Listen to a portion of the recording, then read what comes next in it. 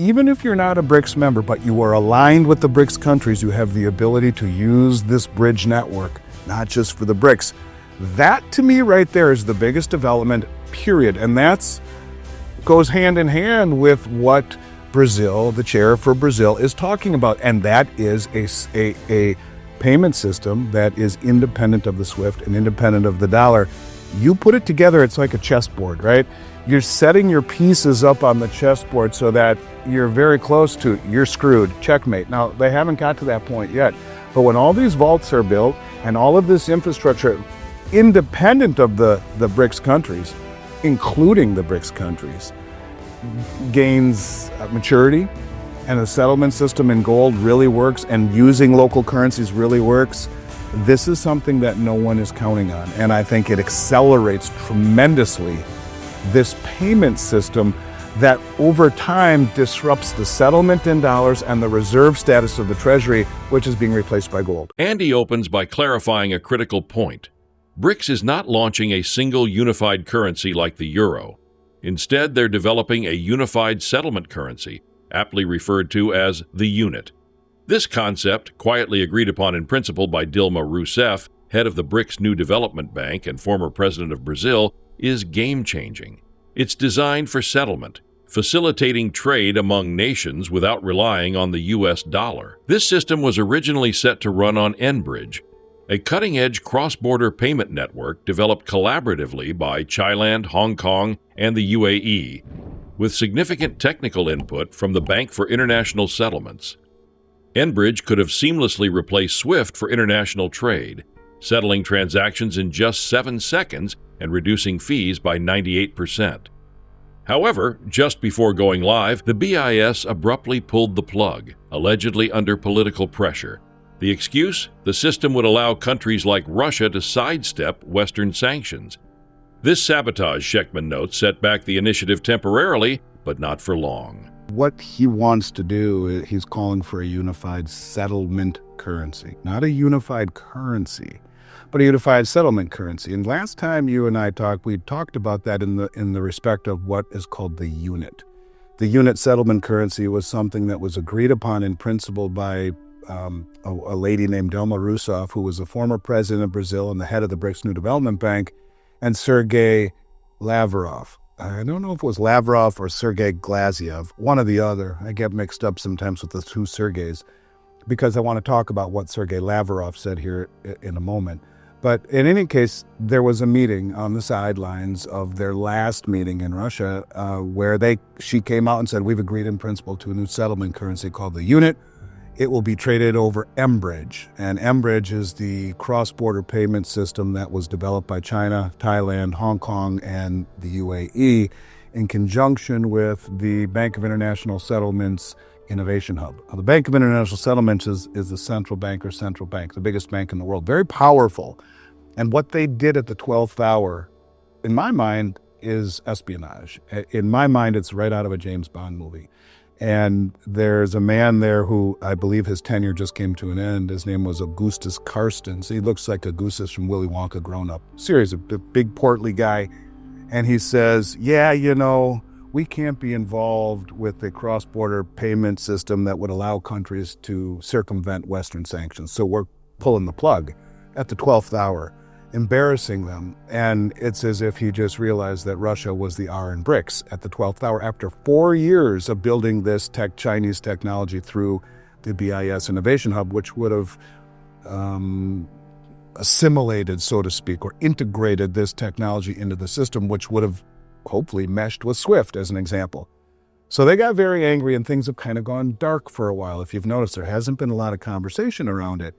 So about 2-3 weeks ago, maybe 4 now, we see China come out and say we have integrated through our new renminbi cross-border payment system, bridge network, that is Enbridge, 11 Asiatic countries and 5 Middle Eastern countries that comprise 38% of global GDP. They are now fully integrated into this new system.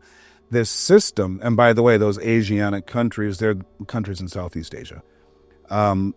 These countries combined are 38% of global GDP. And And this system settles in 7 seconds, not the 3 to 5 days that it takes with SWIFT. No going back between dollars and your local currency 4 times to do a transaction with another country. No, it's 7 seconds with a 98% reduction in fees.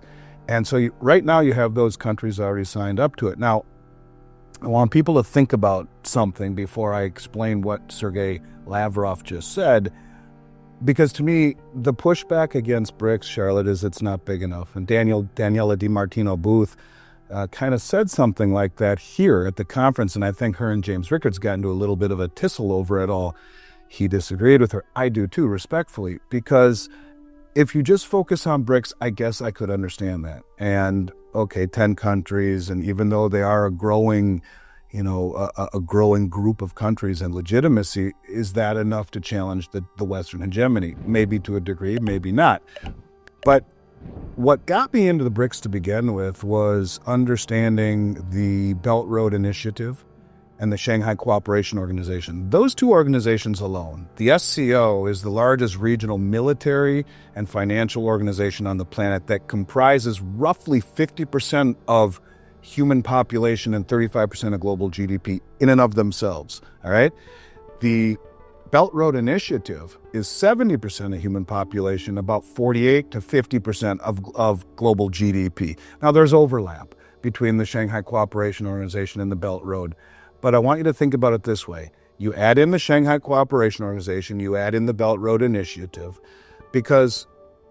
along with the BRICS, because what we just found out about 2 weeks ago was that the yuan is now convertible into gold through the Shanghai Metals Exchange, and that they are building a network of multi-jurisdictional vaults starting in Hong Kong, in Saudi Arabia, and then all throughout Africa and Asia, and probably into South America, to internationalize the yuan, where we pay for goods with yuan and settle imbalances in gold. So if I'm China, I buy gold from you, Saudi Arabia, I pay it in yuan and settle gold in the vault in Saudi Arabia.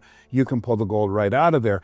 These multi-jurisdictional vaults allows it to be in various jurisdictions without it being in one central location. So keep all of this in mind. So you got all of these players that represent, goodness, close to 90% of human population. The Belt Road, the SCO, Shanghai Cooperation Organization, the BRICS, and then the Eurasian Economic Union. Now you got the president of Belarus has said the Shanghai Cooperation Organization and the Eurasian Economic Union should be melded into BRICS. They're all the same players. Okay, hasn't happened yet. But the same thing is true with the Belt Road.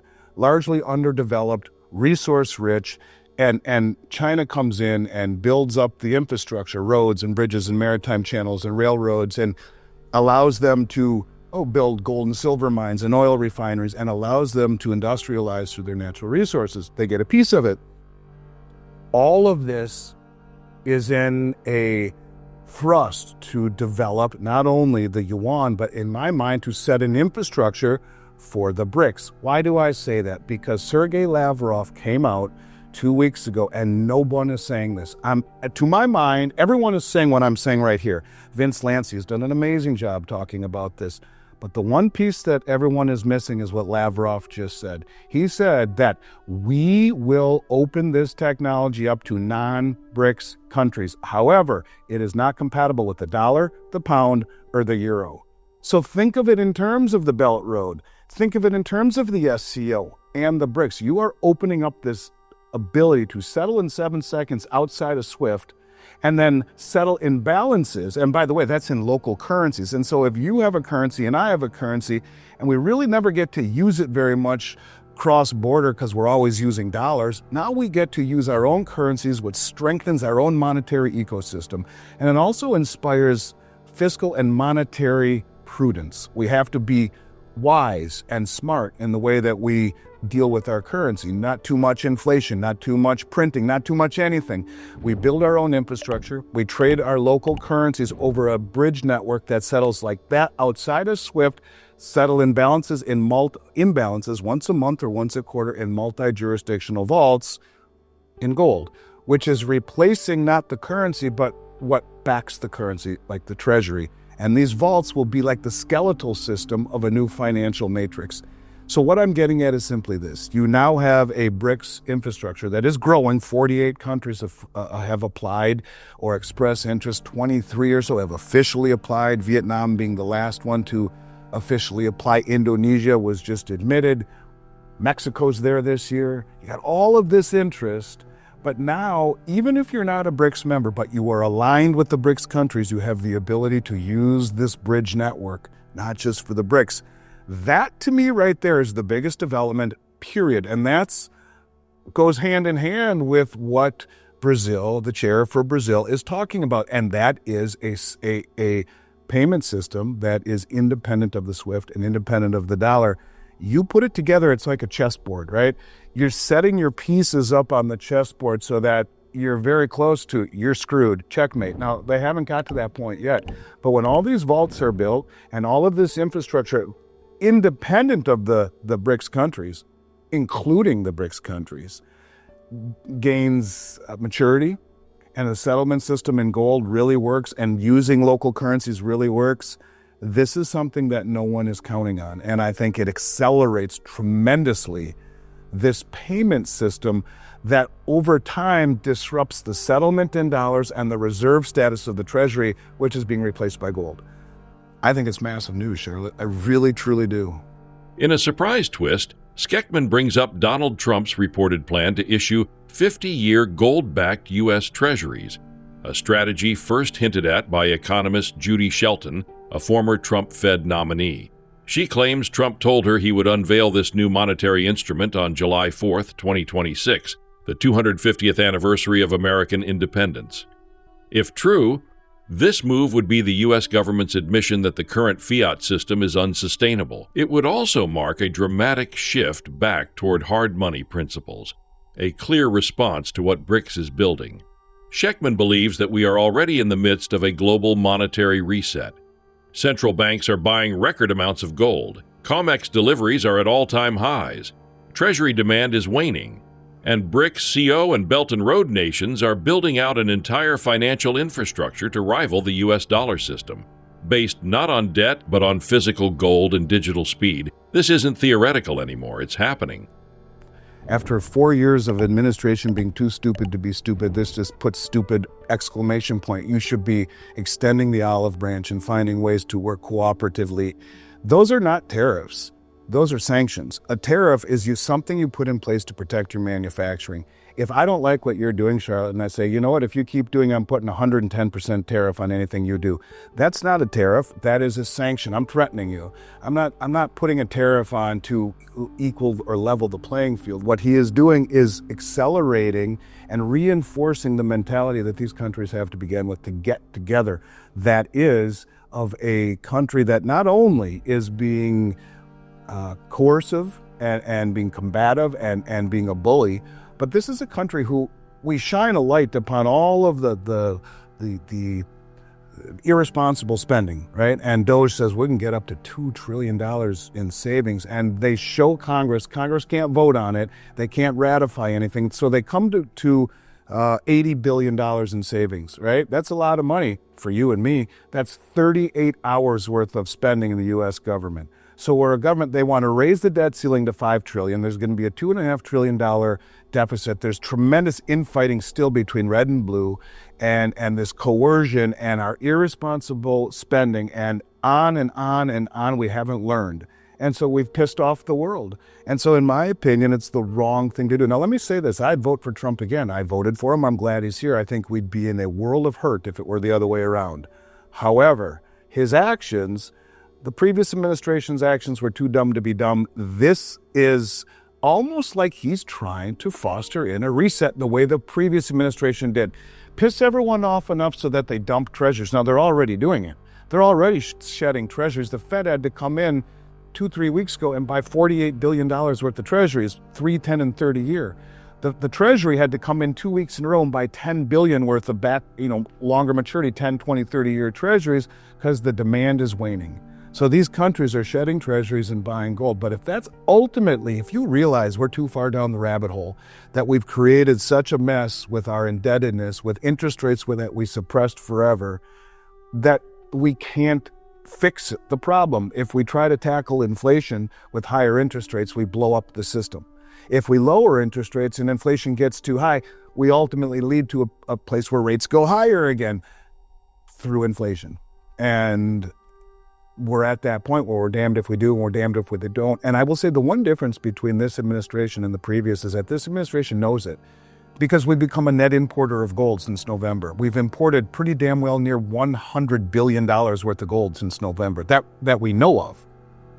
Somewhere in the neighborhood of $15 billion worth of silver that we know of. We have become net importers. And then you get Trump on Easter Sunday saying, well, you know, he who has the gold makes the rules, the golden art of negotiating. You have Bessent, the Treasury Secretary, who says, I want to preside over another Bretton Woods, a new monetary system. He's a self-proclaimed gold bug. And then you have Judy Shelton, who in my presentation, I play a 1-minute snippet. And she, in no uncertain terms, and she just said it again yesterday on Twitter, in no uncertain terms, she said to me, Andy, Trump told me when I was on his transition team, and for those who don't know Judy, she was his Federal Reserve nominee in 16 or 17, wasn't confirmed, but will probably be in that list of members who would take that position after Powell resigns or his tenure comes up to run the Fed. She said, Andy, on July 4th, 2026, Trump is going to make a huge deal of it because this is the 250th anniversary of the country. And he told me this is a big deal for him. And he's going to issue gold-backed treasuries, 50-year in duration.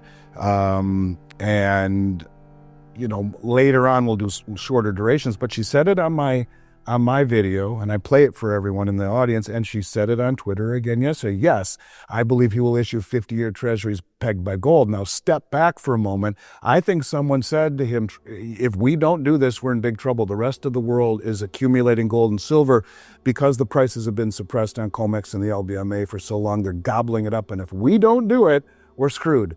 The amount of gold and silver coming into COMEX month over month over month over month, every single month seems to be record.